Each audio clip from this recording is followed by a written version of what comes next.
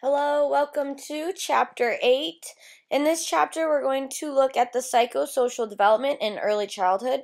So, in other words, we are going to be looking at the social and emotional ways in which children grow and develop between the ages of 2 and 6. So, over the years, the idea of how a family affects a growing child has changed as the family units have changed with the times. And so, currently, there are a bunch of different types of families. There's homeless families, divorced, blended, multicultural, lots of people living together under one roof, homosexual couples, single parents, younger parents, older parents. And so all of this has an effect on the developing child. For a long time, children were expected to be seen and not heard, that they were to kind of blindly obey their parents. And some cultures and beliefs still are congruent with that idea, but there are some new developing alternative views on defining family and their role in the developing child. So the focus now seems to be less on the interaction between just the parent and the child, and now the focus is more on the family as a social system. The idea um, behind the influence of the family unit on a child's development is that everyone in the family plays a role and contributes and influences to the way the child grows. This includes grandparents and siblings and cousins and aunts and uncles. Another current view is that members influence each other directly and indirectly. Indirectly really being the key difference here. So the child might be indirectly influenced by watching mom and dad interact. If they're affectionate, if they argue. Now we understand that all of this has an effect on the child just as much as directly communicating with the child and giving the child instruction. And then the last current view that we're going to address is the idea that relationships are bi-directional. So the influence on development runs both ways, sort of like those reciprocal interactions we talked about earlier. But the mother's interaction with the child affects the child, and the child's response to that interaction then affects the mother. And there's kind of this ping pong back and forth relationship that is influencing and having an effect on the vibe in the house or the vibe in the relationship between the parent and the child, as well as the other people in the family. Okay, let's take a look at what affects parenting, what affects the way one person parents versus another parent. Because as you look around through your friends and family, I'm sure you've noticed that some parents are more strict, some parents are more lenient, some parents are more standoffish with their kids, where other parents are really hands-on. So the right way to parent depends on the individual parent and the individual child. We talked a lot in this class about how it's important to parent to the child rather than having just a standard parenting style and expecting the child to adapt solely on their own. The right way to parent also depends on the culture in which you live and the situation in which you live. Children from different cultures with different problems that are different ages require different types of parenting. And so no one parenting model works for everyone, even within children within the same family. So maybe some of you have had siblings that were treated differently than how you were treated. And so research actually says that this is a good thing, that we want to learn from our mistakes with earlier children and improve upon our strengths. And so we want to kind of exploit what we did right and minimize what we did wrong. So parents' characteristics affect parenting. The personality of the parent, the age of the parent, the stage of life that the parent is in, if they are working a lot, if they are older, if they are younger, all of this is going to influence how much they play with the child and which type of play they engage in. For example, a younger parent might be more active than an older parent. The children's characteristics affect parenting. So as the children ages, the way the parent interacts with the child will change. The gender of the child, we know, definitely affects the way it's parented to. So people tend to be gentler and talk softer with girls and tend to play a little rougher with boys, for example.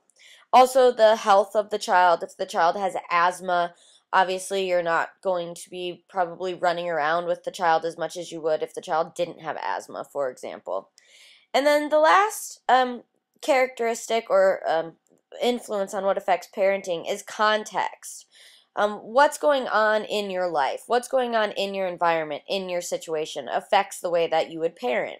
So your social structure, do you have a lot of friends, no friends? Your socioeconomic status, are you well off? Are you maybe not so well off? What kind of culture are you from? What's your family like? Is it big or small? And so all of the kind of surrounding influences also have an effect on the child's development. With all that being said about the different types of parents or what influences how someone will parent, a psychologist by the name of Balmorand actually discovered that most parents fall into one of the following four categories in terms of their style of parenting. And those four categories are authoritarian, permissive, authoritative, and then uninvolved. And so some of the parenting styles yielded better results in the long run when the child was an adult, how successful they were, how intelligent they were, how competent they were. And then some of the parenting styles rendered less successful outcomes. So let's go through the different parenting styles. So the first type is called authoritarian parents, and these are parents who are rigid and punitive and value unquestioning obedience from their children. They are the parents that say, because I said so, and there's no debating, there's no questioning, it is what it is. And so children from these types of parents, according to research, seem to be kind of unsociable, unfriendly, and more withdrawn than other parenting styles. The next type of parents are permissive parents, and these are parents who give their children relaxed or inconsistent direction. And although they are warm, they really require little of their children. And so because the children don't really have structure or rules, which children respond to very well, the children tend to show immaturity, dependence, moodiness, and low self-control, which actually tends to last with them throughout their entire life. And then the next parenting style, according to Baumrind, is authoritative parents. And these are parents who are firm, they set clear limits, they reason with their children, and they explain things to them. It's sort of like having a democracy. And so if the child didn't want to clean their room, the parent would say, you need to clean your room, and the child would say, but I don't want to, why do I have to? And the parents would say, well, you got to pick up your toys because we have guests coming over and we don't want to leave toys around. Someone could trip on them and hurt themselves. And we want to take good care of our toys so that they last a long time. And so they explain the reasons behind the rules to the children.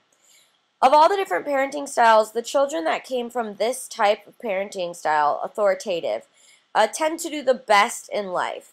They have high social skills, they're likable, they're self-reliant, independent, they're cooperative, they tend to be more popular, make more money, and so we see that authoritative parenting really tends to work the best for most kids. And then the last parenting style is uninvolved parents. These are parents who show little interest in their children and are pretty emotionally detached, kind of not available to their kids, don't talk to them. And of all the parenting styles, obviously, children that come from uninvolved parents tend to have the hardest time in life. They feel unloved. They then are emotionally detached from other people. They're not really vulnerable or open with others.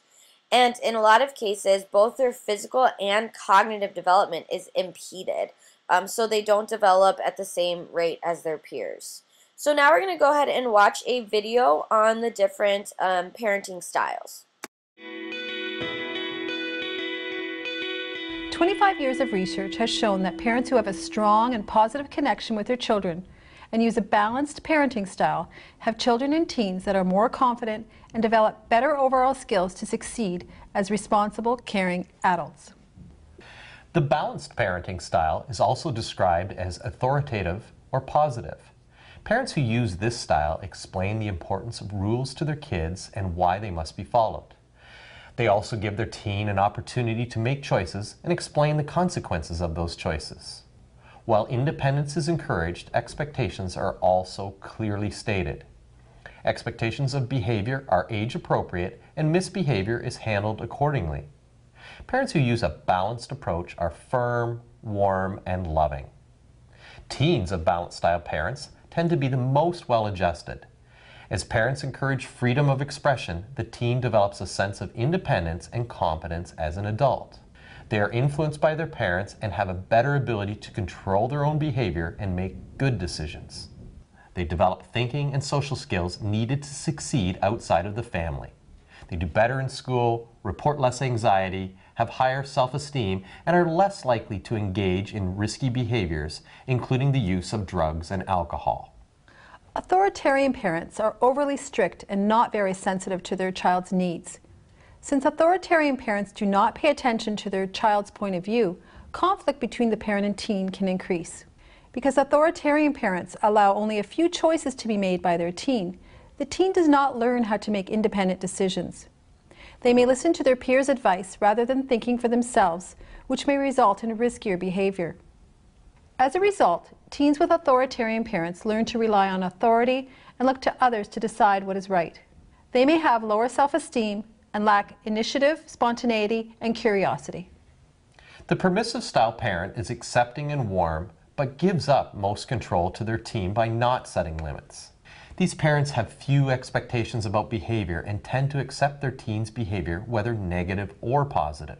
Permissive parents let their teens set their own activities, rules, and schedules. When rules exist, these may change frequently. As a result, the teen becomes confused about their parents' expectations. These parents also tend to be lenient and avoid confrontation.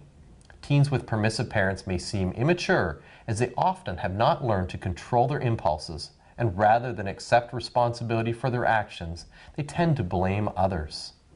Here's an example of a typical teen situation and how you might apply the different parenting styles. The teen might say, "I'm going out with my friends to Melissa's party. Bye." The authoritarian parent would say, "You're not going anywhere. I don't like your friends, and you should be home doing your homework. Your math mark has gone down." A permissive parent might say, "See you later. I'm going out too. Just lock the door when you leave." A balanced parent would say, "Hold on. First, let me know where you are going and who you are going to be with. Are their parents going to be home? I'd like to give them a call. Call me if plans change, please. I'd like you home by 11 o'clock. Like, have a good time." In our busy culture, it is too common to be isolated from one another. Find ways to connect with other parents of teens through your faith group, school, sporting events, or work. Compare notes and share ideas in order to support and learn from one another. Check out different information at parenting workshops and credible online sources. Alright, now that you've finished watching the video, what I would like you to do is pause the lecture here, head on over to Moodle, complete lecture activity 1, and then come back and return to this point in the lecture. See you then. Okay, so like we said earlier in the lecture, everyone in the family is thought to contribute to the child's development, at least according to current research. And so siblings are no exception. Siblings play a major role in how people grow and develop social skills, cognitive abilities, and even physical skills throughout their childhood. So let's look at some facts about siblings and the effect it has on child development. We know that 80% of children have siblings. Only about 20% of kids are only children. And siblings do play a critical role in the socialization of children. For example, older siblings often act as caregivers to their younger siblings, and this allows them to learn about the needs of others. The patterns of interactions with siblings often transfers to relationships with other people and other friends and other cousins, not only in childhood but all throughout life. Older siblings are models that younger siblings tend to imitate, so that would have a major influence on their behavior and emotions. Older siblings tend to act as sounding boards, a buffer of sorts between the child and the parent. And then older siblings often ease the way by talking to the parents about the younger sibling. One of the most common things research finds older siblings telling parents is that whatever the younger sibling is going through is not that big of a deal, and the parent kind of needs to calm down. And so in that way, they're also kind of a buffer between the parent and the child. What's interesting about sibling relationships is that siblings nowadays are spending longer time together than ever before, up to 70, even 80 years. And so this could be the longest relationship that a person has in their life, more than their significant other, more than their parents, cousins, etc. So the factors that contribute to having a lifelong bond with a sibling are these longer lifespans. We're all living longer than we did before. Now we have geographic mobility with airplanes and technology. And so there tends to be an unavoidable separation between friends and coworkers. People die, people move. But usually the siblings stay pretty geographically close to one another in proximity. And then there is divorce and remarriage. Even if the parents divorce, your sibling is still there as a constant. And so studies have found that adversity with others tends to bring siblings together. Illness, trouble with someone at school, parents divorcing, death in the family, all of these kind of tough issues tend to bond siblings together. Another study also found that adolescent girls were closer with their younger sisters than adolescent boys were with their younger sisters. So that's just an interesting finding I wanted to share. Alright, so siblings help one another in a unique way. They actually provide some pretty valuable services. They act as excellent soundboards to one another because running an idea past a sibling is usually less threatening or judgmental or emotional than how your parent would react. Siblings exchange clothes, they share toys, they provide support when one's in trouble. I know that when I was growing up, I kept getting these parking tickets and I was afraid to tell my parents, so I would just tell my older sister and she would just pay them for me and I never had to tell my parents. But I still learned my lesson and stopped parking illegally, so it worked out. And so siblings are a part of this thing called a sibling underworld, and that's a term that you'll need to know for the exam, sibling underworld. So this is kind of what we would consider a familial subsystem, a coalition, a band of brothers and sisters. And in the sibling underworld, the communication tends to be about siblings warning each other about their parents' bad moods. If older siblings are concerned about younger siblings, they might tell their parents if their parent hasn't noticed. Maybe this seems like a betrayal in the sibling underworld, but really it's a way that the older siblings are trying to protect their younger siblings. And we see that actually sibling rivalry can even add to a bond. There's something about getting into a fight with your sibling and then making up that can be pretty bonding. Another way we see bonding occur through sibling rivalry is older siblings might pick on younger siblings. And so as long as sibling rivalry is just periodic and not too overdramatic, it can actually be pretty healthy. Let's take a look at children of divorce, because divorce is still a predominant issue in our culture. In fact, divorce is still about 50% of all marriages and 62% of remarriages. In fact, statistics show that the more you get remarried, the likelihood of divorce actually increases with each remarriage. Okay, so 60% of divorces involve children, and the effects of divorce on the child is long-term. It tends to affect childhood, adolescence, and adulthood. Some children more severely than other children. But it's important to understand that divorce isn't just the act of filing the paperwork. When we're looking at divorce here, we're talking about the idea that divorce is a sequence where conflict happens long before the divorce actually takes place. And this is because children see the externalization of hostility, anger, aggression in the conflict between their parents, and they also observe the internalization of the pain and depression that their parents are experiencing. And then, because children imitate as a means of learning, they often display this externalization and internalization of emotions in their own behavior. And this behavior that is occurring due to divorce happens generally on a long-term basis. And so we refer to this as the sleeper effect of divorce. The idea that what the child witnesses during the process of divorce has these long-lasting effects on their, and they sort of come to fruition or become more obvious once the child of divorce enters into their own relationships in adulthood. Divorce itself is not the major cause of behavioral problems. The major cause of behavioral problems in children of divorce is challenges like economic decline. Before you were the child of maybe a 2-income household, and now you're the child of a 1-income household. Divorce is very expensive. Child support. There's a lot of cost involved with divorce and parenting separately, and so that can change the economic structure that the child is used to.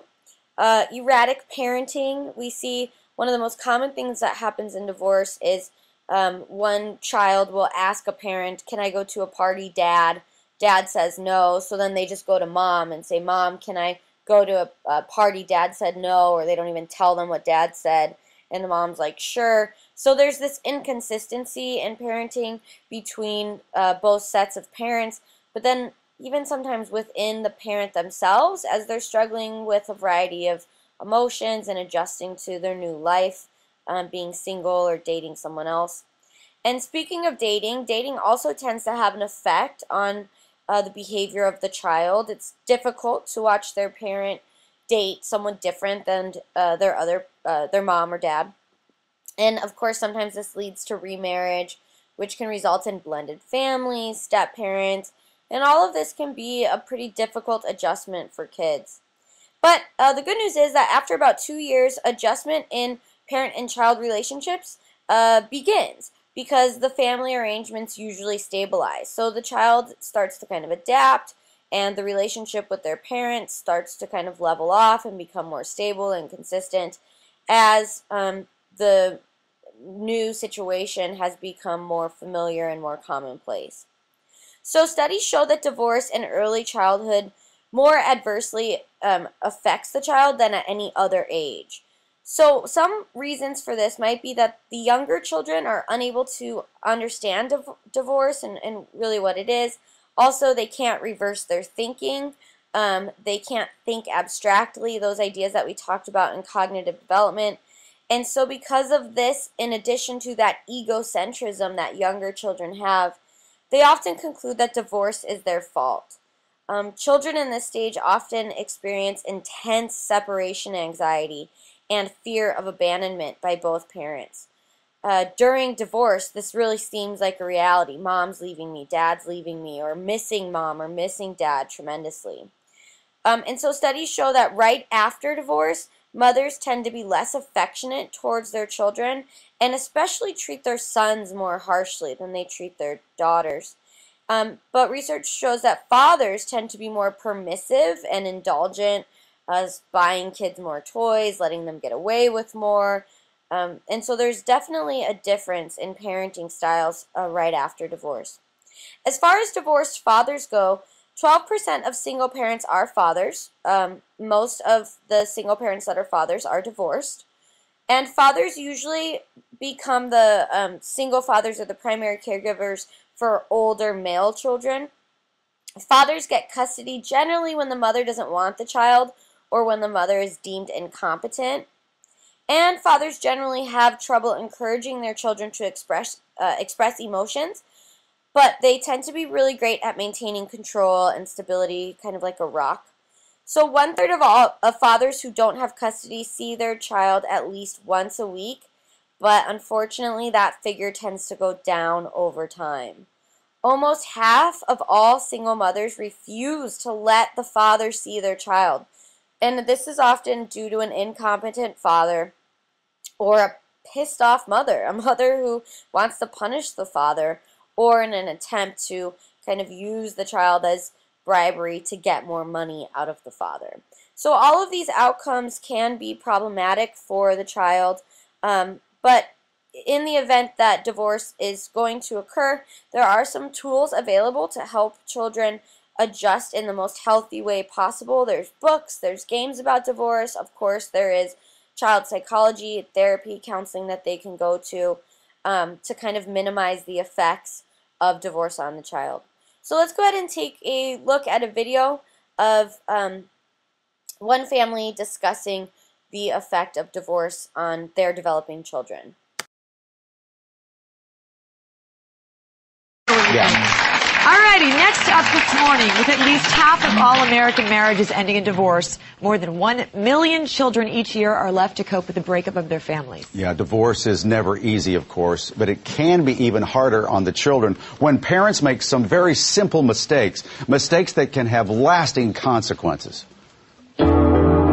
Denise Richards and Charlie Sheen, Kim Basinger and Alec Baldwin, even Britney Spears and Kevin Federline, all famous couples who have battled in infamous divorces. But bearing the burden of the nasty breakups are the children, coping with a home torn in two. And these celeb children are like countless others suffering in this country. When my parents first got divorced, I really was confused. I didn't know what a divorce was. Nick, Alex, and Sabrina had their lives turned upside down when their parents split. Their mom, Christina. Every marriage you have fights and, there's little things here and there, but we always got along and we had a great life. But after 13 years of marriage, she says she found out her husband was cheating. I had filed for divorce. There was restraining orders involved. Things turned very ugly very fast and just spiraled out of control. They didn't really explain that much to me. I just stopped seeing my dad a lot, and I'd have to go to a special place to visit him, and it was pretty weird. Everything in my life changed. My grades dropped significantly, and I'd be getting mad at people more easily, and we'd get into more arguments. When I first found out they were getting a divorce, I got kind of mad. I didn't know it was coming at all. The majority of the family's struggles came after the divorce. They would, trash talk each other, basically. Talk bad, my whole dad's side of the family and my whole mom's side of the family. And, I'd get pissed off because I didn't want to hear it. Sometimes I don't know who to believe because one of them telling another story and then someone telling another story. I think that they definitely got put into the middle between my ex-husband and myself.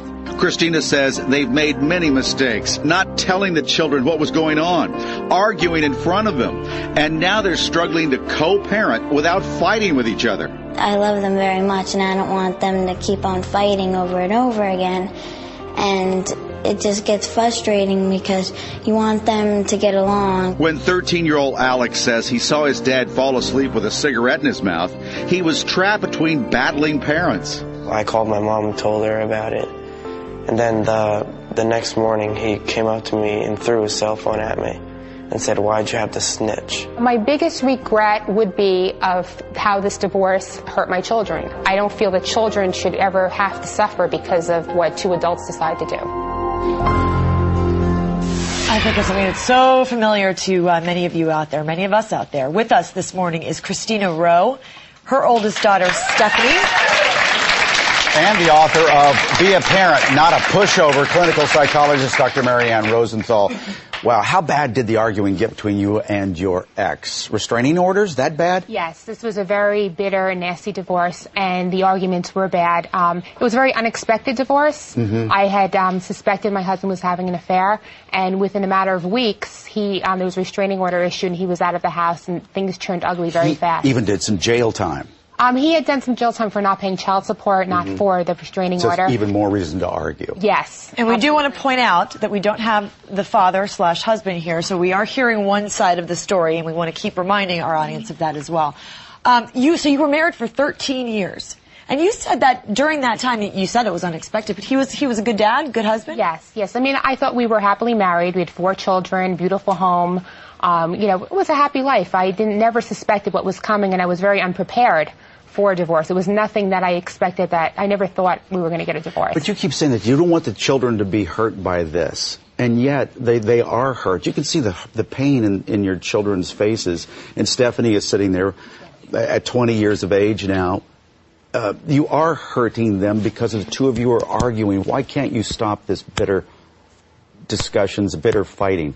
You know, that is the biggest concern now, because it's been 2.5 years since the divorce has been final, and we're still arguing, and I have a very difficult time co-parenting with him, and the children are still caught in the middle, and I wish that we were able to get along. People would say, if you really do love them, honestly, you'd stop this and quit putting your hurt above their needs. Well, yeah, you know, I don't think it's a matter that we're just putting our, you know, we are trying to get along, and then, you know, he'll push my buttons, we'll be talking, and then the kids will overhear. I don't actually we don't argue in front of them, but it's inadvertent where we'll hear things. Stephanie, what was it like when your parents started to go through the process of splitting up and the divorce in terms of fighting in front of you? You knew it was happening. I mean, you knew that it was it was especially because I was the oldest child, so they told me a lot about it, and there was just so many When you lies. say they told you a lot about it, what do you mean? They both came to you and told you their side? Absolutely. And it kind of leaves you stuck in the middle. Like, I didn't know who to believe, and everyone's telling me different things. What would they tell you? Basically, just, you know, there'd be a story, and then there'd be one side of it, and there'd be another side of it. And it leaves, you know, I was maybe 16 at the time. It leaves me, I didn't know who to believe. I love both of my parents. Sure. And I was caught in between them pretty much. You have to make the choice of deciding who's lying, because you don't know who's telling the truth and who's not. So when you ask your mom, why are you breaking up? Why are you getting a divorce? What would she say to you? You know, she would basically say that it'd be better for our family, that, you know, things just weren't working out between them. Did she bring up the infidelity of your father? With me, yes, because I was 16. I was old enough to understand. My younger siblings weren't old enough to understand, you know. Christina, do you think now, looking back, that it was appropriate for you to share some of, I guess, your intimate personal I guess experiences with your daughter? No. Now looking back, you know, it was a very emotional time for me. I was, you know, in shock, and she was older. So he was saying some things to her, too, that wasn't true, and that was something that I shouldn't have done. I would, you know, try to explain to her my side of it, saying I believed he's not telling the truth, and, you know, not wanting to look like a bad parent to my daughter. I would say, well, this is the truth. And now looking back, I would say I shouldn't have done that. Maybe I should have just let it go and not have tried to explain, you know, my side of the story and involved her in it. Yeah, doctor, boy, you've seen a lot of cases like divorce hurts kids. Yes. I'm divorced, and I know that. We know it hurts kids. And the number one factor that's going to determine how kids are going to react and adjust to a divorce is how conflict is managed and how communication after the divorce. You have divorce needs and recovery needs that need to be met. But the problem is kids are developmentally at different ages. Stephanie probably became almost like the other parent, you know, and a friend and an ally, and that's what happens. Teenagers, on the other hand, they don't know what to do. They're trying to individuate and become their own individuals, so they get scared, and it's all about peers. They're embarrassed, you know, they become an ally. And little kids tend to think it's their fault. So I think what's really sad about this story is that you haven't spoken to your dad in 3 years. Steph? Yeah, it's been 3 years now. Why not? Basically, you know, I just felt like there were so many lies, and there was just so much, you know, so many problems. Like, I wasn't getting the truth. I feel from him I wasn't getting the truth. I feel like I was getting it more from my mom. And is it because maybe you were closer to your mom, so you felt more of an allegiance? Actually, no. I was very close to my father. What did he lie to you about? I mean, just, you know, problems that were going on in the divorce, you know, saying she did one thing that she didn't do, and I was sitting right there and saw her that she didn't do it, and he was just being a compulsive liar. I felt he was being a compulsive liar, you know, and it just really hurt me. Like, I trusted him, and, you know, he's my father, and he couldn't tell me the truth when I asked him to. It's so hard because I think, you know, you sit there and you go, I mean, it's our parents, but they're also human beings. We all have relationships that don't work out. I mean, you know, is there any way that you'll ever talk to your dad again and give him another chance now that you're more of an adult? You know, I never say never, pretty much, but at the moment, no. What if he saw this? What would you want him to know? You know, just I wish the best for him, but I feel like I've grown into, I'm an adult now, and it's my decision not to speak to him, and Yeah, he doesn't live that far from you, Stephanie. No, he doesn't. Don't you miss him? You know, I miss having a father, but he's not a father figure to me, so I wouldn't want to give him that. Doctor, do you think what Stephanie's doing is just, it makes it easier to not have the drama and the fighting, so Stephanie's taking care of Stephanie right now, and that's what she needs to do. Thing, It's a really good thing. I mean, for a young person to have that kind of maturity is really important, and she will come to it. She seems like a really grounded young woman. And Christine, we're so happy that you're here. We're not here to beat up on you, that's for sure, because you've learned so many lessons that you're trying to teach all the rest of us. Right. In our studio audience is Marie Edelstein, a teacher from Children Cope, a court-ordered program for divorcing parents, which I think is a great idea, because divorcing parents don't know what to do. Murray, thank you for all of your great work. And one of his top Studies show that 2/3 of women with children under 6 work. So who watches their children? Well, if daycare is good or bad for the child depends on a lot of factors. And so who watches your child also depends on a lot of factors, and there's a lot to consider. The quality of daycare, time spent at daycare, nature of daycare, if it's a nanny, a family friend, an au pair, a church-based daycare, an education-based daycare, and then the age of the child are really some of the main factors to consider when it comes to daycare and childcare. So some of the different types of daycare involve au pairs, nannies, and then on-site daycare. So let's take a look at those. Au pairs are generally young women between the ages of 18 and 25. They're from another country, and they provide child care services. Au pairs are overseen by the U.S. Information Agency, which is an agency in our country that screens women to find women that are qualified to act as nannies, which we call them au pairs because they're from overseas or a different country. So 10,000 au pairs work in the U.S. per year. In our country, work permits allow them to stay 12 months, but they can get an extension if they apply for it. State Department regulations allow au pairs to work about 45 hours per week, which is, and then up to 5.5 days a week. If they're taking care of a child under 2, they have to have 200 hours of experience with this age before they can act as an au pair in our country. And their pay is $140 per week plus room and board on average. But of course this varies by state and socioeconomic area. They're required to acquire 6 academic credits while they're in the U.S. and the host family has to pay them $500 in order to be able to do this. However, there have been some cases of au pairs in our country where, unfortunately, the au pairs assaulted or even ended up murdering the children that they were caring for. So let's take a look at one of the most famous cases, the Boston nanny. It's kind of embedded in this more recent story, but it also touches on the story of the Boston nanny. So let's take a look at these cases of au pairs assaulting children. Flowers outside the home of Rema Sabir, a little girl who had just turned 1. She died after an alleged assault by her own nanny. This is 34-year-old Aisling McCarthy Brady, who comes from Ireland and had been living in America illegally, looking after children. The diagnosis for the injuries is abusive head trauma that would be consistent with a very violent shaking of a child. In court, prosecutors have described the severe injuries the child suffered. In her room, officers found bedclothes and baby wipes stained with blood. A neighbour in the block had heard what was described as extreme crying. When the police arrived, they found the baby girl breathing but unconscious. She died in hospital 2 days later. She did nothing wrong. She maintains her innocence. It's a horrible tragedy for everybody. The parents, the family, everyone. It's a sad day. Aisling Brady had come to America in 2002. She was permitted to stay for 90 days, but never left. She took a succession of nannying jobs and had reportedly worked for the Sabir family for 6 months. The last time I saw the baby was about a month ago, and the baby seemed fine. She was always attentive to the children in her care. The case awakens memories of Louise Woodward, the British nanny who was found guilty in the same Massachusetts county 16 years ago of killing a baby boy.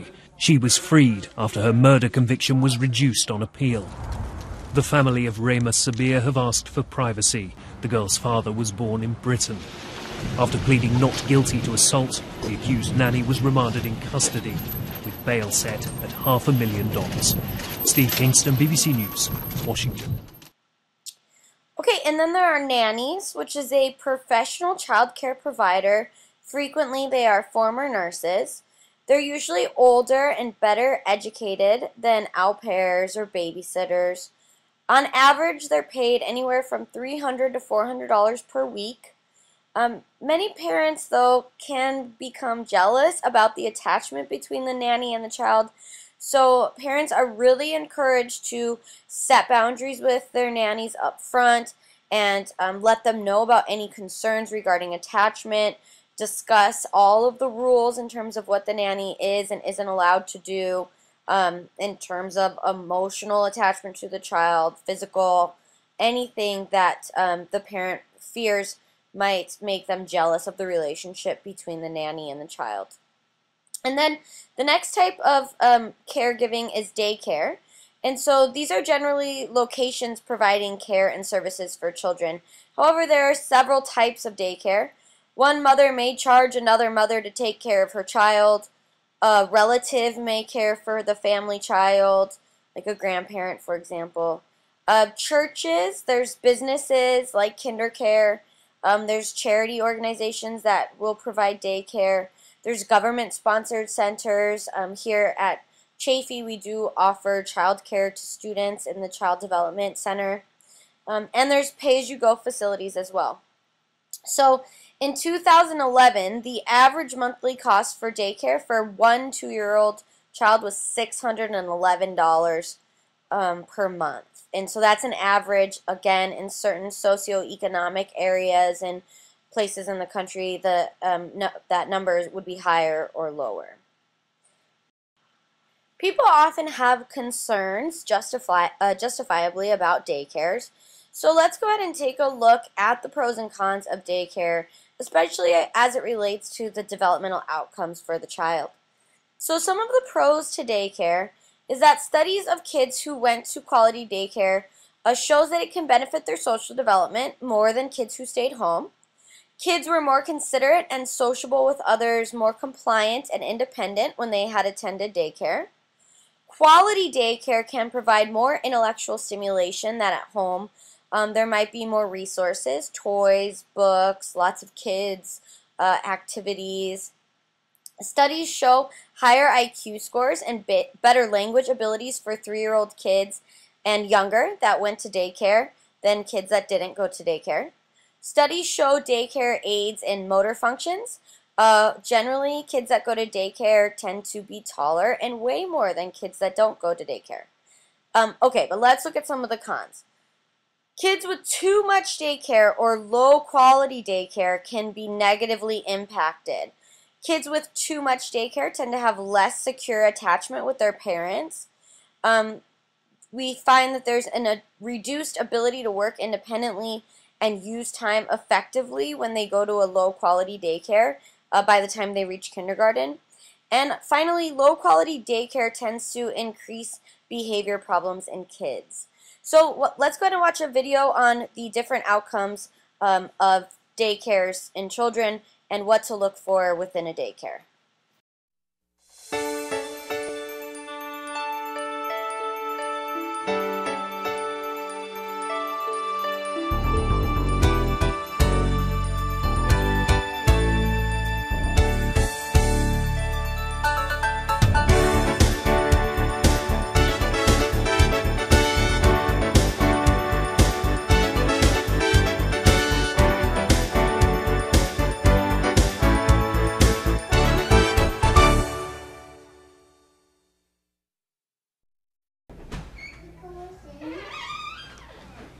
Hi, good morning. My name is Katie Yates. How may we help you? Hi, welcome to my home. Come on in. Hi. Hi. Come on in. Your house? Yes. Heidi and Michael are gathering information for one of the most important decisions they will make for their child, Tyler. They are visiting a child care center and a family child care home to consider which type of environment they would prefer for Tyler. One of the first considerations should always be that the program be licensed. A friend of us told us about your center and we wanted to come check it out today. Well, I'm glad you're here to visit. Is this your first visit here? Yes. Great. This is also new to us. So we picked up a checklist from Child Care Resource and Referral. We were hoping it would have some questions that we could ask. We're also going to look into a family child care home. we're not quite sure which environment would be right for Tyler. Great.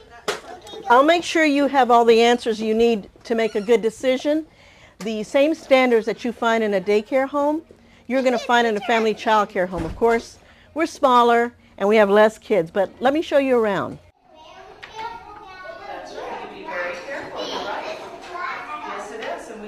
The children here appear to be happy and well cared for. They're all involved in activities. The teacher gets down to the child's eye level to listen, talk, and play.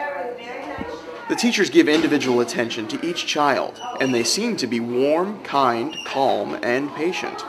We think individual attention is important. We do that by keeping our group sizes small. There are plenty of materials like blocks, books, puzzles, art supplies, and toys.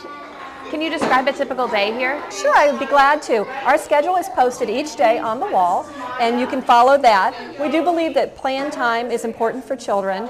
We incorporate outside play, music, story time, and activities that are planned for the children throughout the day. However, we also think that it's important to allow children lots of time for meaningful play.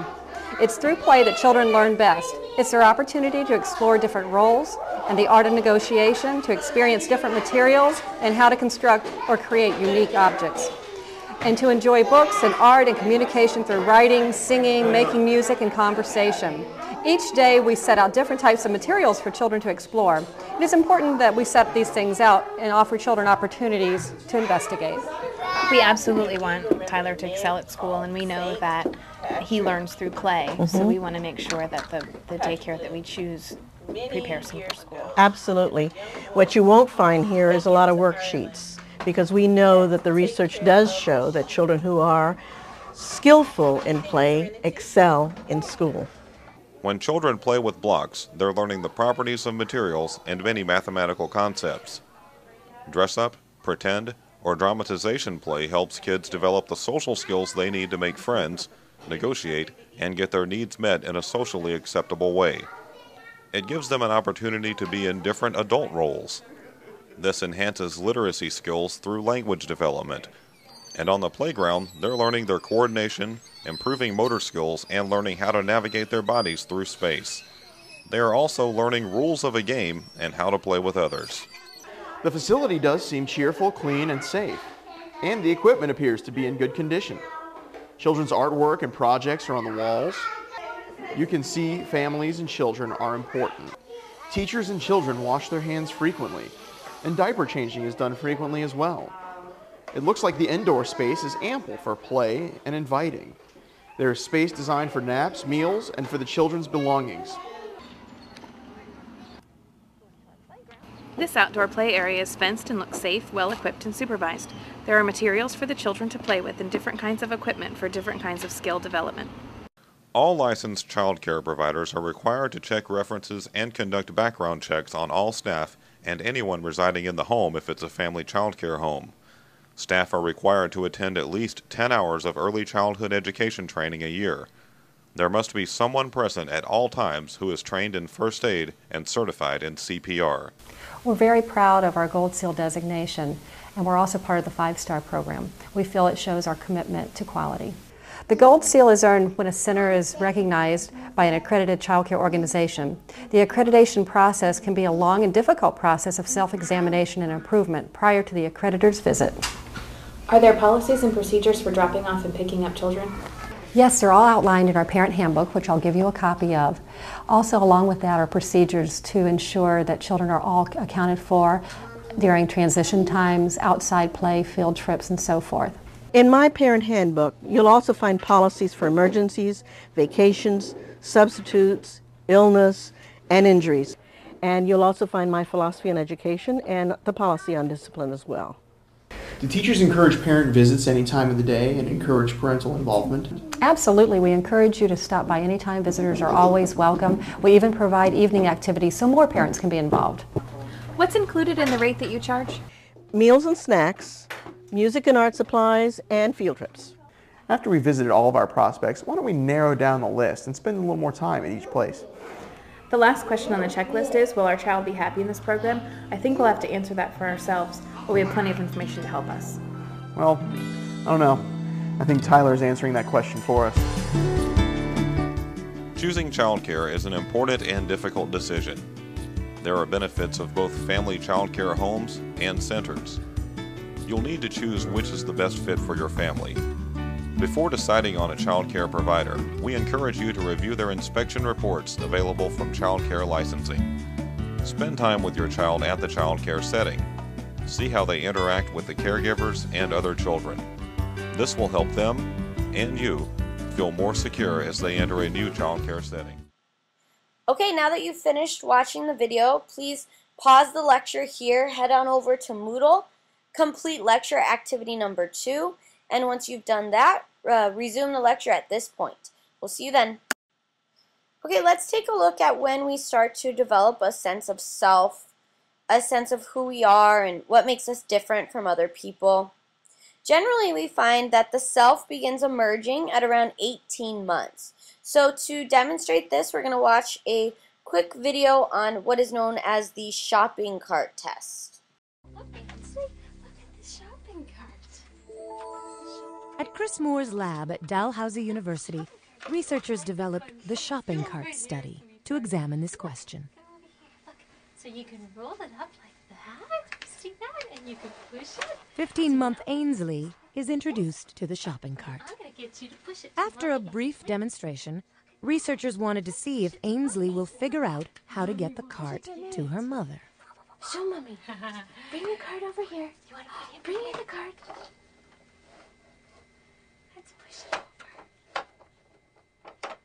Goodness. Ainsley pushes and pushes. Come here. Push it over. The cart does not get any closer to her mother. Push it. Push it. Let me see. Over here. Researchers believe that in order for the baby human to solve this problem, they have to have a sense of self.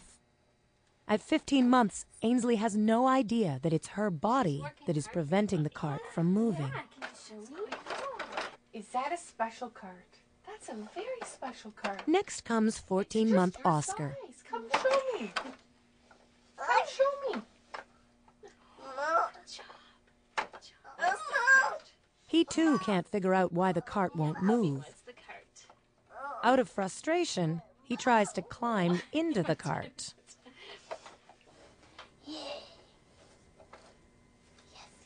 16-month Maria gets a bit closer to solving the mystery.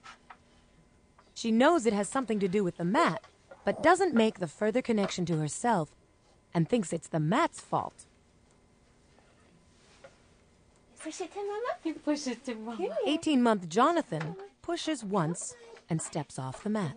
He has quickly figured out that he's the one who is the obstacle to moving the cart, which suggests that he is aware of himself and his body. You bring it over to Mommy. Can you bring Mommy the cart? Can you bring it over to Mommy? Abigail is also 18 months. Bring Mommy the cart. Yeah. Oh, you're such a good girl. You push it over to your mom. Bring Mommy the cart. She takes a walk to the front of the cart to analyze the problem. Look at her. Bring Mommy the It cart. takes Bring it her over to no your time to mom. understand that if she is standing on the mat, there is no way the cart can move. Abby, bring Mom the cart. Her solution is to roll up the mat. Oh my goodness.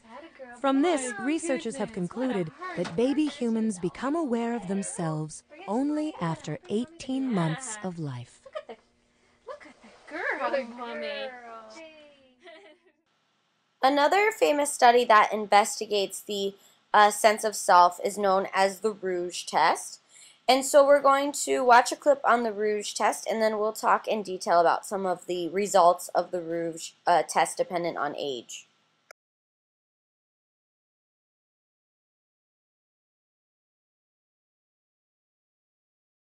Who's that in the mirror?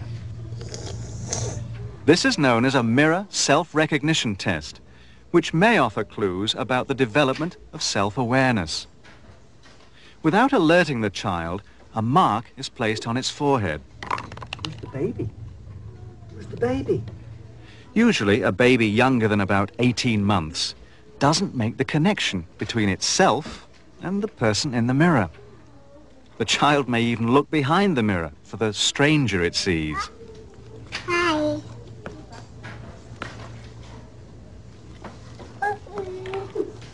Hi.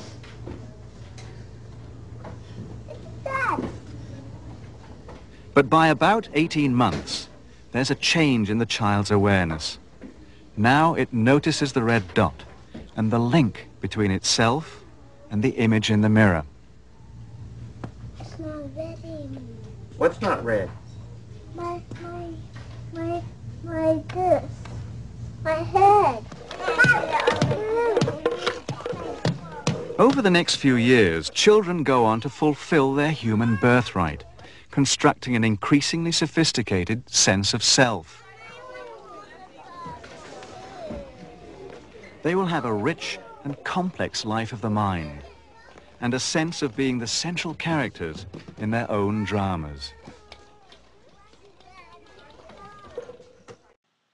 Okay, so the psychologists that were responsible for that Rouge test were named Lewis and Brooks Gunn, and they developed that test originally in 1979. And so, as you just saw in the video, the main idea is to put blush or blush on the nose or forehead, and then have children look in the mirror and see at what age do they kind of become aware of the rouge and try to wipe it off. And this would indicate that they have a sense of self. And so what the findings were was that between the ages of 5 and 8 months, children looked intently, smiled, waved, but gave no indication that they knew it was themselves they were seeing in the mirror. They didn't try to touch or remove the blush on their face. Between the ages of 9 and 12 months, they reached out to the mirror to touch their body, looked behind the mirror for the stranger, turned toward people and objects reflected in the mirror, but again, they didn't try to touch the rouge at all. And then between the ages of 15 and 18 months, they begin to try to rub the rouge off their nose or off of their face. And by age 21 to 24, when placed with other children in front of the mirror, they were able to clearly identify themselves by pointing to themselves or saying something indicating that they knew it was themselves. So changes in the developing self is what we're going to look at here. And so at first, if you ask a child who they are, they will tell you about their physical features. I'm 2, I have brown eyes, I'm a boy. But as they get older, they begin to tell you about their social and emotional characteristics. I like to talk, I have lots of friends, I'm happy. In the later years, they start comparing themselves to others when describing the self. So they'll say things like, I'm smarter than my friends, or I'm taller than my cousins. And so the self involves something known as subjective self-awareness. And subjective self-awareness is the act of evaluating yourself. I am the one doing the thinking, acting, and how do I evaluate my ability to think and act? How do I evaluate my behavior? This is when we start to see embarrassment become prevalent in the child or become something they engage in. The self involves self-representation, which is who you think you are. And maybe who you think you are comes from what your parents have told you. You're smart, you're funny, you're kind, or the people in your peer group, for example. The self also depends on what's known as an autobiographical personal narrative. We integrate events into our lives to the self. This is the things we tell ourselves about what just happened, the subvocal speech. So, in other words, an autobiographical personal narrative is kind of you processing information or making sense of what just happened by relating it to yourself. So maybe you trip and fall, and then your subvocal speech or your autobiographical personal narrative is, oh, I'm such a klutz, I always trip and fall. People are going to look at me and laugh.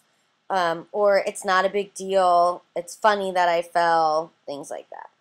And then the final component of the self is known as the social self, and this is influenced by social interactions and your evaluation of what you think people think of you. So do you think that people think you're funny, outgoing, nice? And the way you kind of come to those conclusions is based on your experiences in social interactions. Did people laugh at your jokes? Did they not? Did people tell you you were kind? Are you getting a lot of attention? Are you not getting attention? Are people walking away from you mid-story? So all of this affects your social self, the way you view yourself when you are interacting in the presence of others.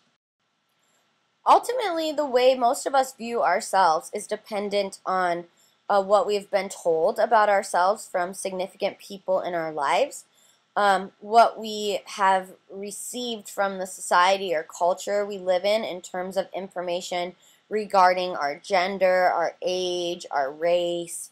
And so all of these things have a major influence on the way we see ourselves, which ultimately turns into our self-esteem, our self-concept, our self-efficacy beliefs.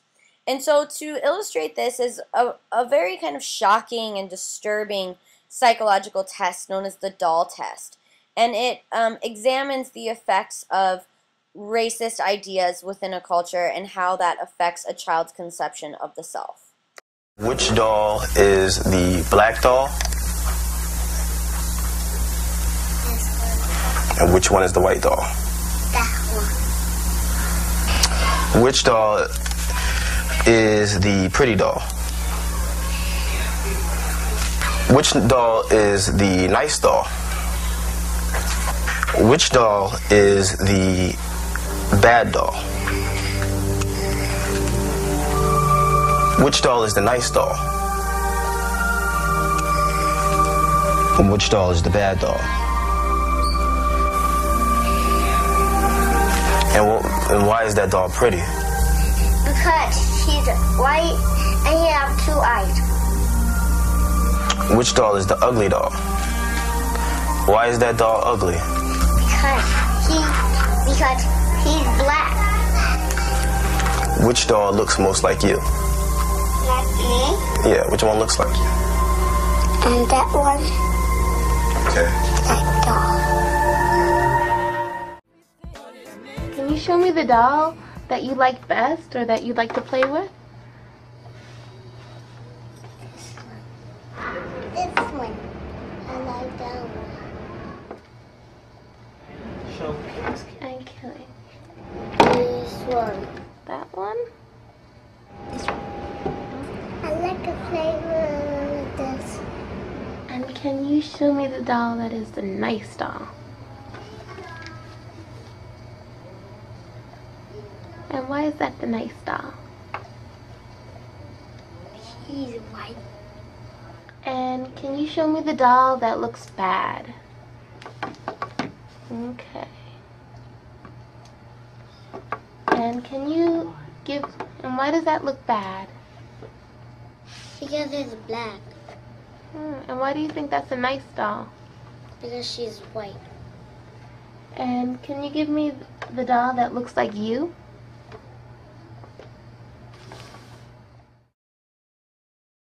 "15 out of the 21 children preferred the white doll." Yeah, that one. Which one? This one. Why do you want that skin color? Because I don't know. I don't know. Not sure. What do you think of that skin color? Well, it looks kind of whitish, and that's all I remember. Yeah. Yeah. How about you? Why do you want that skin color? Because it looks lighter than this kind, because this looks a lot like that one. Mm-hmm. Yep. And I just don't like the way brown looks, because the way brown looks really nasty for some reason, but I don't know what reason. That's all. So you think it looks nasty? Well, not really, but sometimes. Sometimes. And Brielle, they asked what color adults don't like. Do you remember what you said? Which one? That's right, that's what you said. Why do you think adults don't like that color? Dark. Dark. And adults, you think adults don't like dark? Well, maybe some adults do, but maybe some of them don't. Mm. And then which was the ugly child?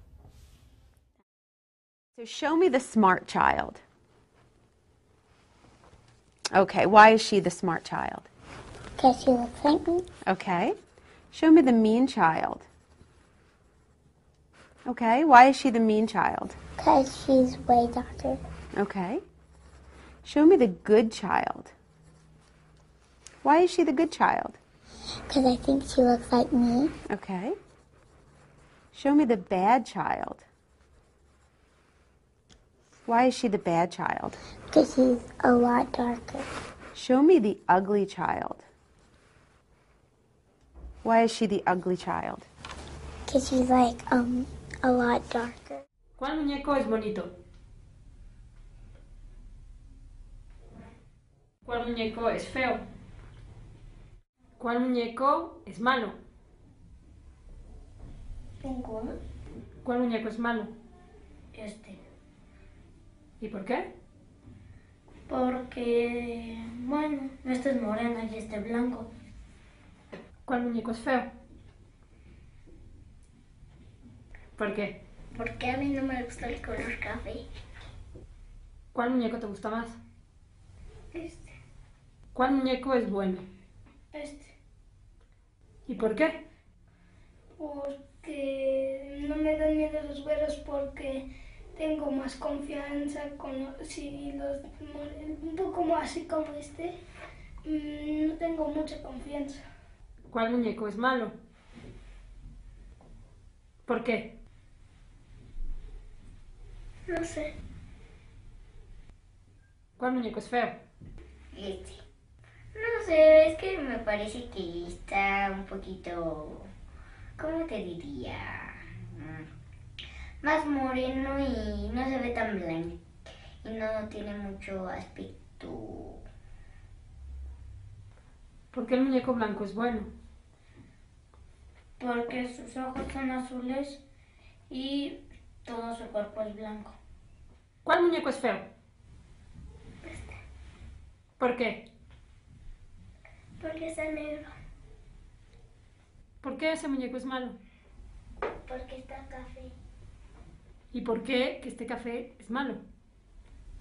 Porque pega. ¿Cuál muñeco te gusta más? Blanco. Porque sus ojos están bonitos y su raza también. ¿Cuál muñeco se parece más a ti?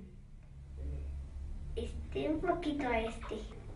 Es que soy un poquito güerita de mis piernitas y de mis aquí, de mi espalda y de mi carita y mis bracitos los tengo morenitos.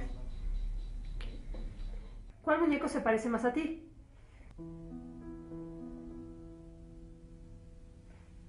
Este. ¿En qué?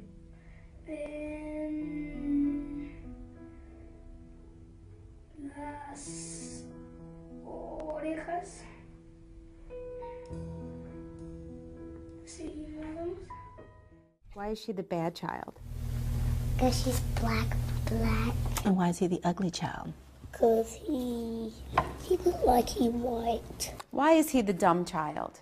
Because she has dark brown skin. Why is she the bad child?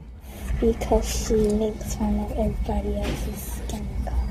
Show me the child who has the skin color most adults like. And show me the child who has a skin color most adults don't like. Child. Dumb child. Okay, why is she the dumb child? Because she has black skin. Show me the mean child. Why is he the mean child? Because she's brown. Show me the bad child. Why is he the bad child? Because he is black. Okay. Show me the ugly child. Why is he the ugly child? Because he's brown, black.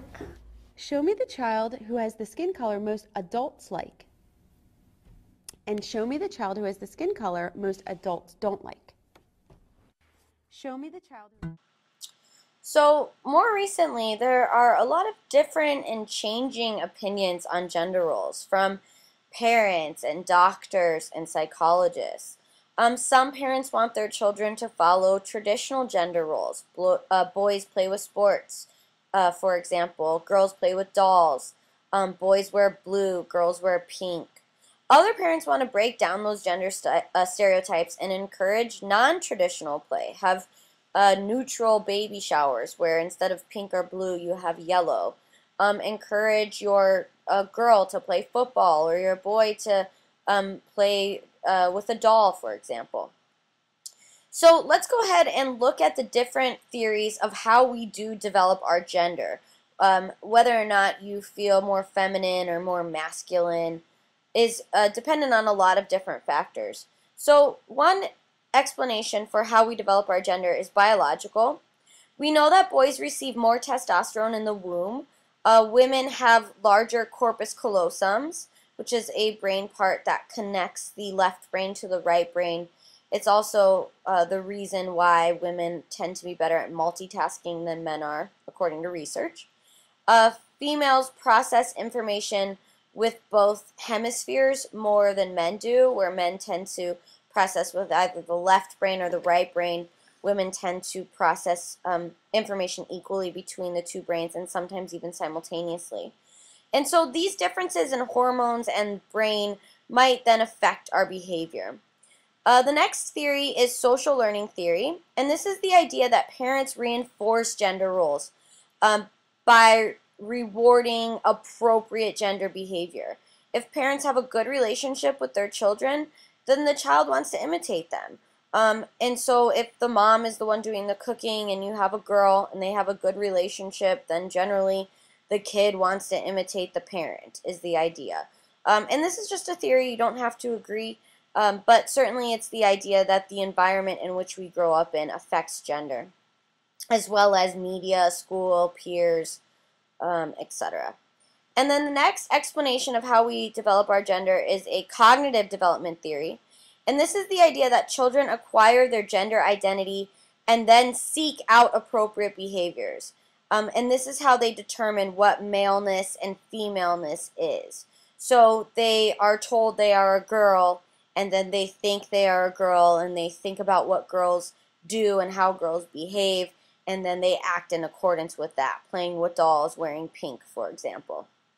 So it's kind of the power of the thought explaining gender development. And then the next one is gendered schema. So gender schema is the idea that children develop a mental blueprint of what gender is, how boys act, how girls act, and then change or support that blueprint as new information comes in from the environment. So they have a general idea of masculinity and femininity, and then as those ideas are reinforced or new ideas are introduced about masculine and femininity, they adapt to it. They incorporate it into their existing ideas about that. So maybe they already think boys wear blue, but then later on they hear that boys play football. So they incorporate the idea of football being a masculine activity or a sport dedicated to men, for example. And then the last theory is psychoanalytic identification. And this comes from Sigmund Freud. And so it goes back to that whole kind of Oedipus complex that we had discussed earlier, and that castration anxiety. And so this theory is all related to the idea that boys do have castration anxiety because they fear that their fathers will catch on to the fact that they want to marry their mother or have sex with their mother and then castrate them. And so in an effort to avoid this castration, if you recall, they buddy up with dad to throw him off so he doesn't realize the love for mom. But then they begin to identify with the father. And so this identification, this bonding with the father, realizing dad's cool, Freud believed also led to their gender development. Dad's cool, dad's a guy, dad acts this way, so I'm going to do the same. And then the same story is true for females, according to Freud. They identify with the mother because they have it in their head that they were castrated, and because of their inappropriate sexual desires. And so mother was also castrated at some point, so they bond over that. That bonding leads to identification. And then as they identify with mom, they see how she acts as a female and then imitates that, which leads to kind of a feminine gender development.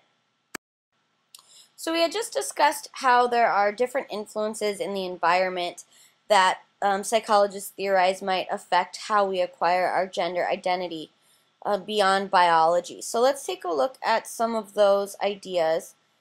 Research finds that between the age of 2 and 3, children first start labeling their own sex and the sex of others. I am a girl, you're a boy.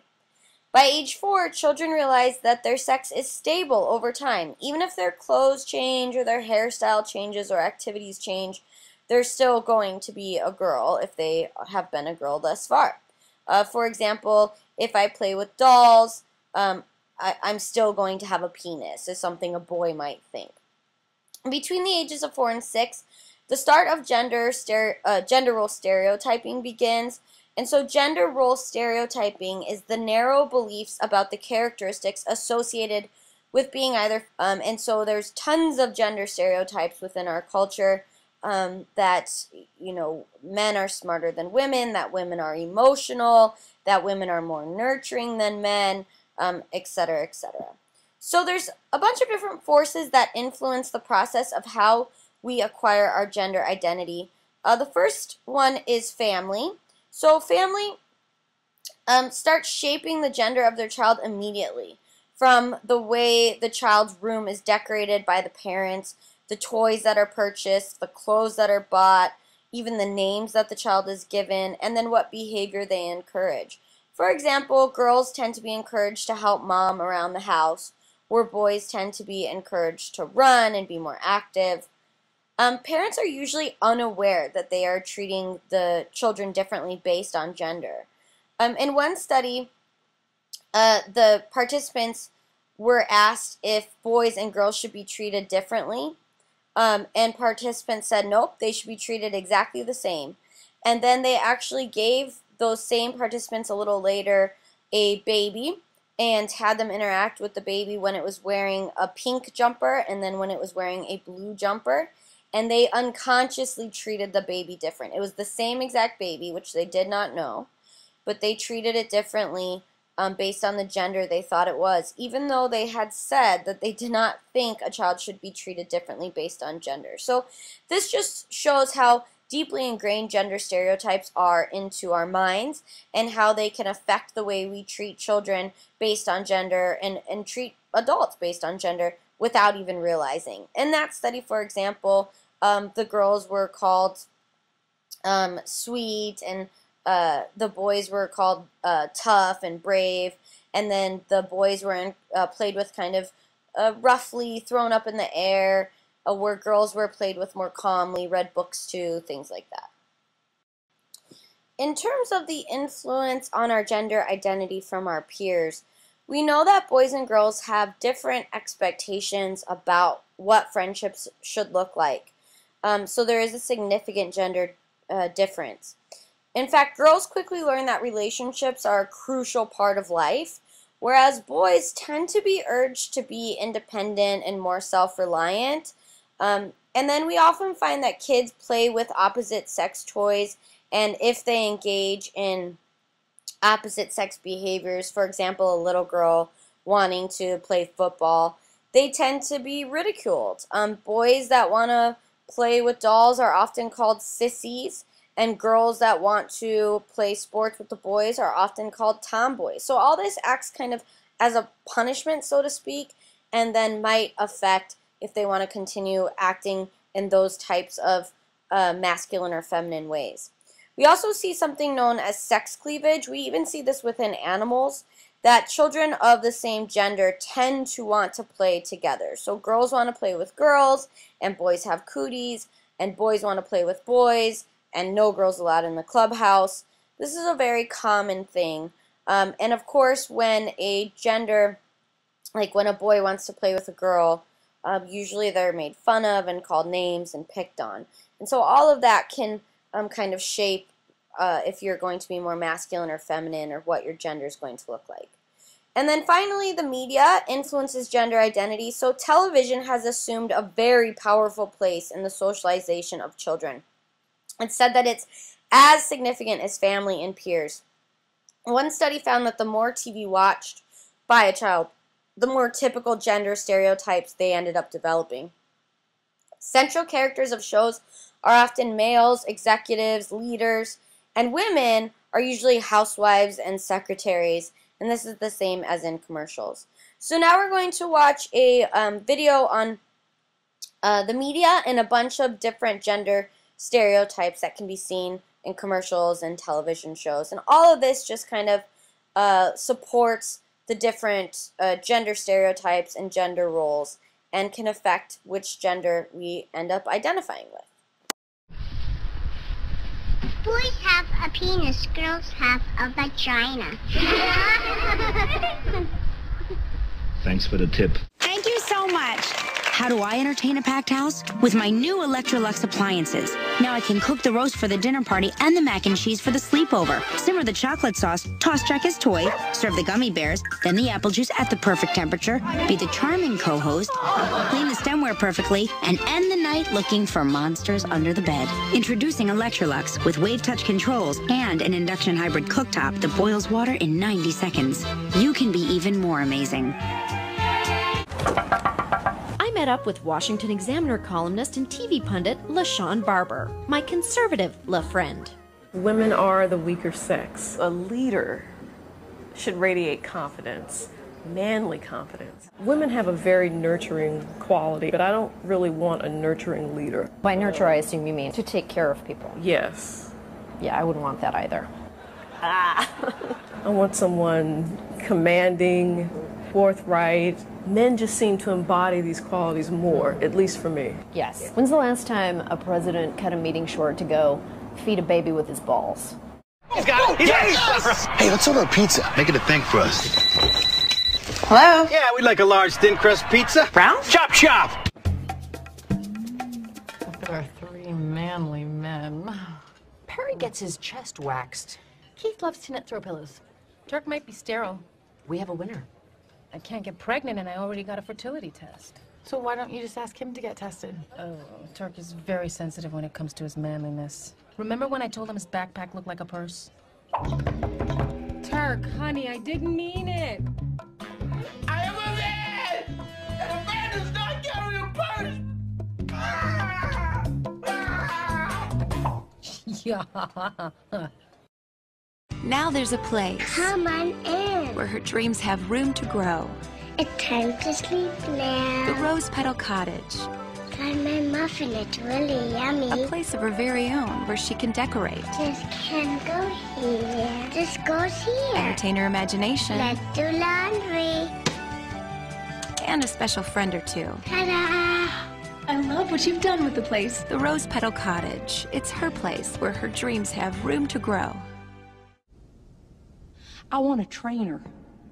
I don't want charity, and I don't want favors.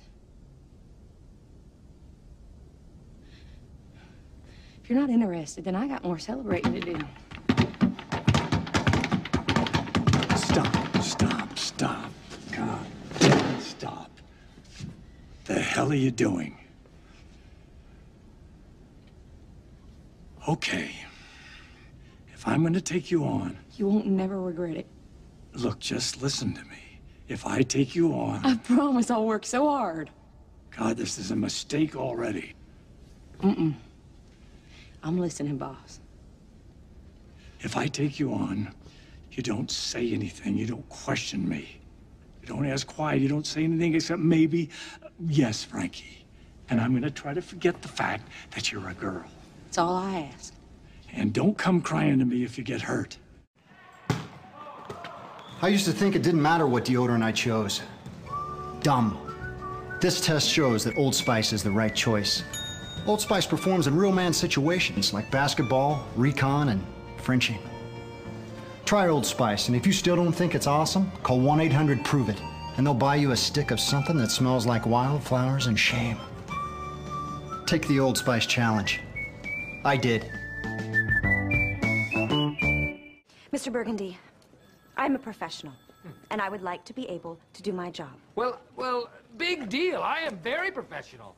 Mr. Burgundy, you are acting like a baby. I'm not a baby. I'm a man. I am an anchor man. You are not a man. You are a big fat joke. I'm a man who discovered the wheel and built the Eiffel Tower out of metal and brawn. That's what kind of man I am. You're just a woman with a small brain. With a brain a third the size of us. It's science. Depending on how you drive and your car's condition, you can get incredible mileage from the Goodyear Custom Wide Tread Polyglass tire. I've got 32,000 miles on my tires. I've got 41,000 miles on my Polyglass. But Polyglass means more than mileage when your wife has to drive alone.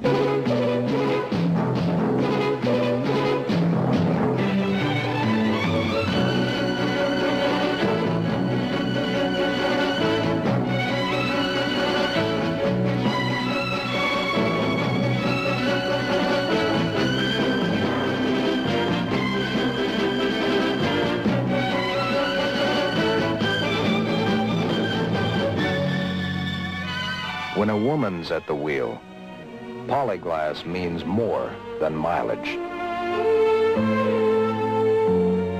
I got it. I know how we can raise the money.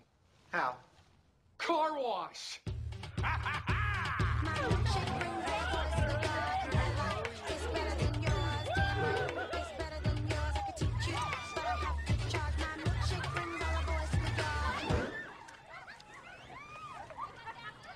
I mean, what are the chances? Same day, right across the street? Come on, the girls beat us fair and square. Now, I, for one, am going to be a gentleman about it. Go over there and congratulate each and every one of them personally.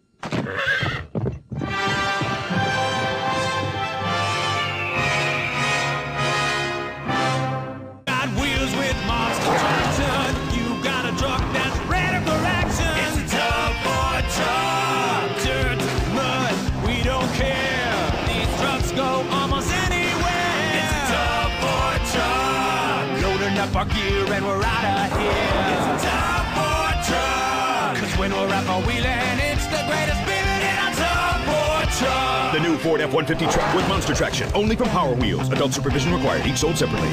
And I just do what I want. Right.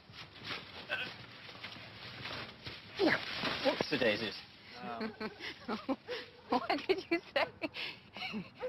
Nothing. Yes, you did. No, I didn't. You said whoopsie daisies. No one says whoopsie daisies, do they? I mean, unless There is no unless, because no one has said whoopsie daisies for what, 50 years, and even then it was it was just little girls with blonde ringlets. Exactly. Right. So here we go again. Oh! Oh! Oops, a daisy.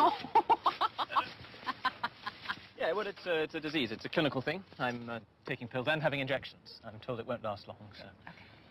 Stand aside. I don't think that's a good idea. Really, it's quite tricky. Anna. Anna, don't. It's harder than... No, it's not. It's easy. Are you kidding me? Where are we at in society today? Come after me! I'm a man! I'm 40!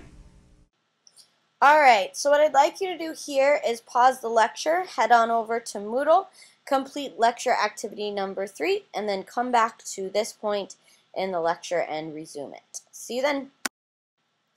And the last topic that we are going to address in this chapter is the idea of play and the importance of that in the child's development. So play is defined as an activity that children engage in because they enjoy it for its own sake.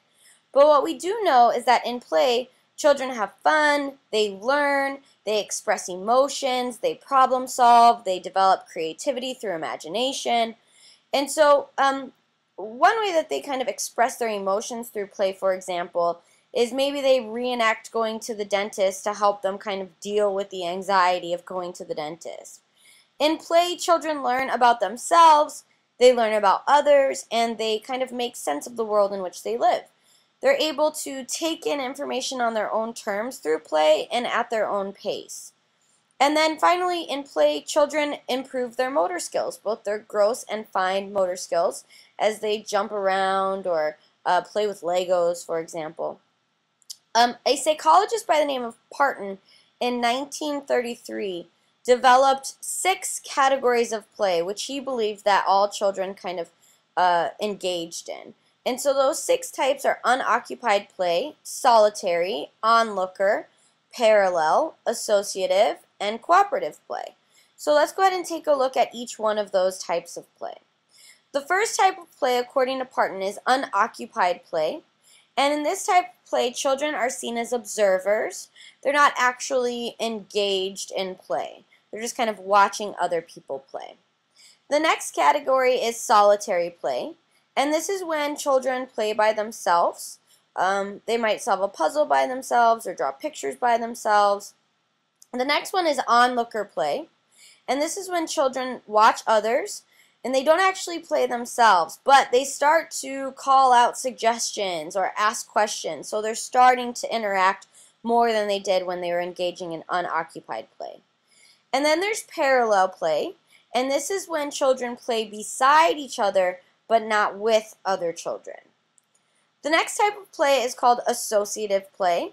And this is when children play with others, but they seem more interested in the social interactions than the activity they're doing itself.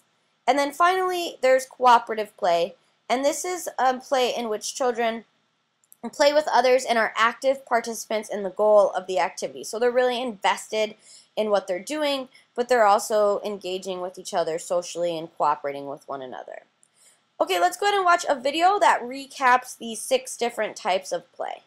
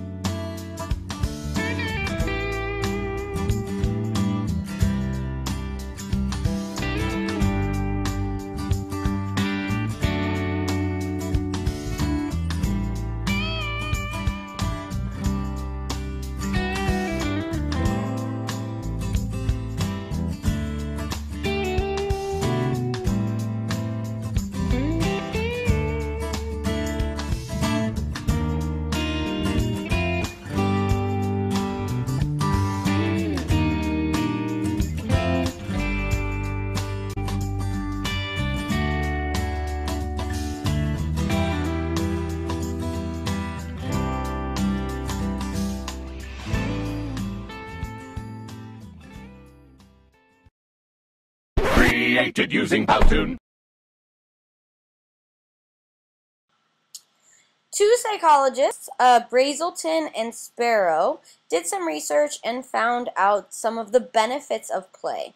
And so what they found is that play allows children to engage in wishful thinking, that they learn about their role at different ages, play relieves pressure and stress within the child, play builds self-esteem, play allows children to learn to interact successfully with others, and play can be an outlet for painful or confusing feelings.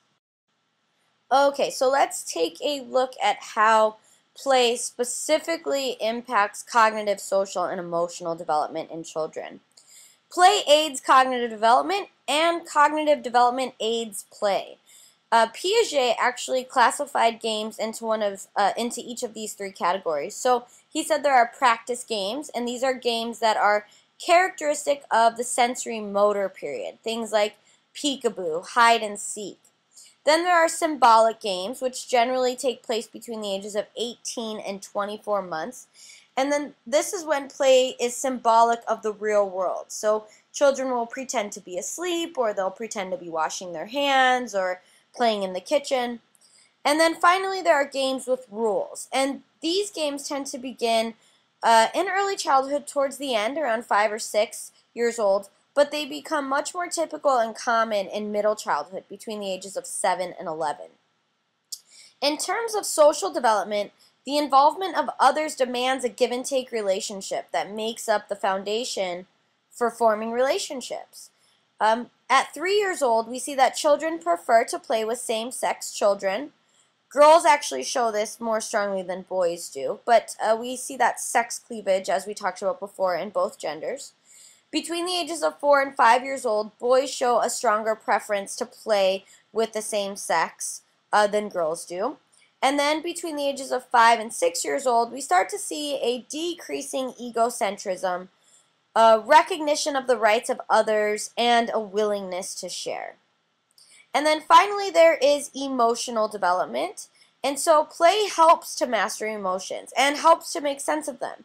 In play, children can avoid being right or wrong and having those life and death feelings that can accompany adult interactions for them.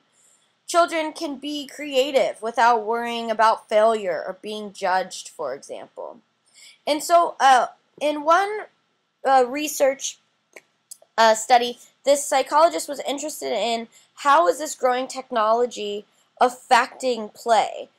Is it impeding a child's ability to develop their imagination and to develop creativity? And so let's go ahead and take a look at how technology and play with iPads and video games and iPhones affects development in terms of imagination and creativity within the child. Uh-oh, there's a fire. I think some glass broke. Children today have less time to play. Help! Unstructured play, when they could just use their own imagination.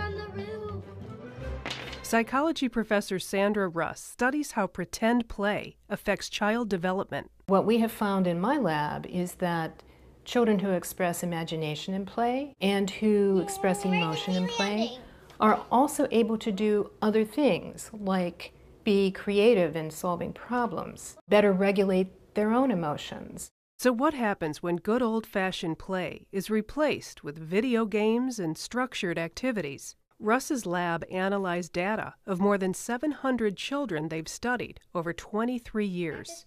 We thought, given that there's less playtime, that children would be showing less imagination in play. But that's not what we found. What we found was that imagination in play is increasing significantly. And I think what this means is that children are resilient. And that children have a need to play and will find ways to do it. Maybe video games are helping. Maybe the complexity of the world that they have to live in is helping them to develop imagination. Russ points out that this is a single, limited study. She continues to research play, including looking at ways of helping children increase imagination in play. To develop creativity and ways of coping with difficult situations later in life. Learn more on... Okay, that's it for the lecture on Chapter 8. So head on over to Moodle to complete the self-check journal assignment and the forum assignment. And then we shall see you next week. Thanks for listening.